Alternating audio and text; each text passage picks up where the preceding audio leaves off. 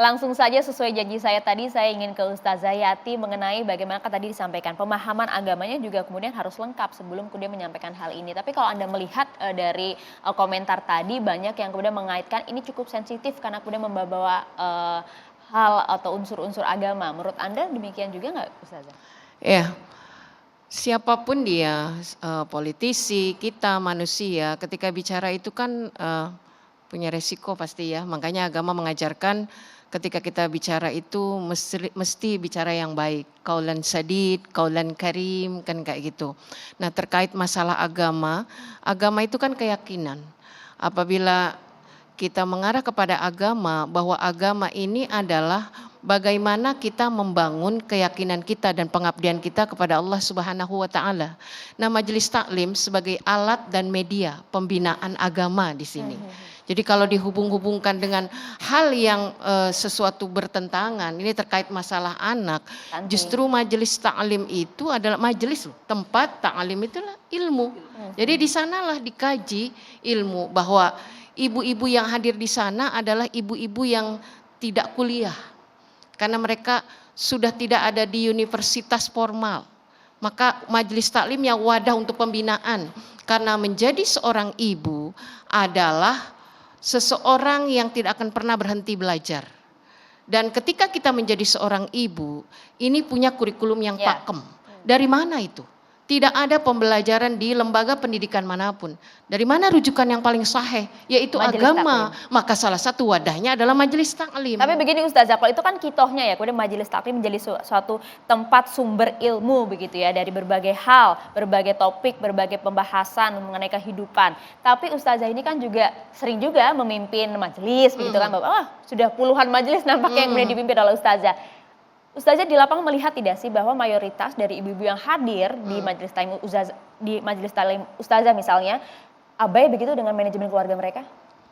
Sampai saat ini, terutama dari saya, seorang yang berjuang ya untuk bagaimana ibu-ibu paham betul tentang agama. Seperti yang dikatakan Bu Husnul, mereka itu ngaji bawa anak loh Mbak. Saya bilang Bu, ajak anaknya, jangan dijadikan alasan ibu nggak bisa ngaji karena saya masih punya anak kecil. Dididik anaknya untuk cinta majelis taklim.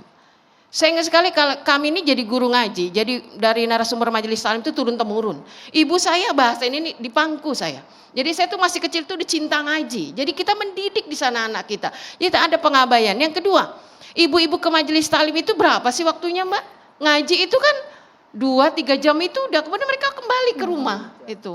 Nggak ada ngaji itu seharian, nggak ada pengabaian terhadap anak. Bahkan justru, ini sedikit ya dari saya ini, justru anaknya bergizi.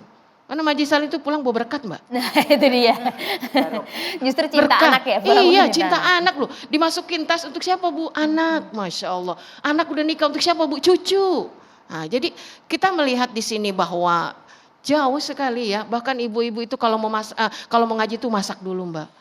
Disiapkan dulu suaminya, karena ustazah ngajarin begitu Bu, jangan abai, bangun habis tahajud mereka nggak tidur Mbak, ya kan siap sholat subuh, ngaji jam berapa, mereka udah siap, udah ready semuanya. Makanya ibu-ibu yang nggak ngaji itu jadi iri pada ibu-ibu yang ngaji. Jujur ini riset baru tadi pagi loh Mbak, ibu itu nangis, ya Allah saya baru masuk ustazah ketemu dengan ustazah, ternyata indah ya majelis taklim, Masya Allah. Jadi panggilan hati, kesejahteraan di sana dipentingkan, nggak ada tuh. Saya juga bilang ibu-ibu, selesai ngaji Bu pulang.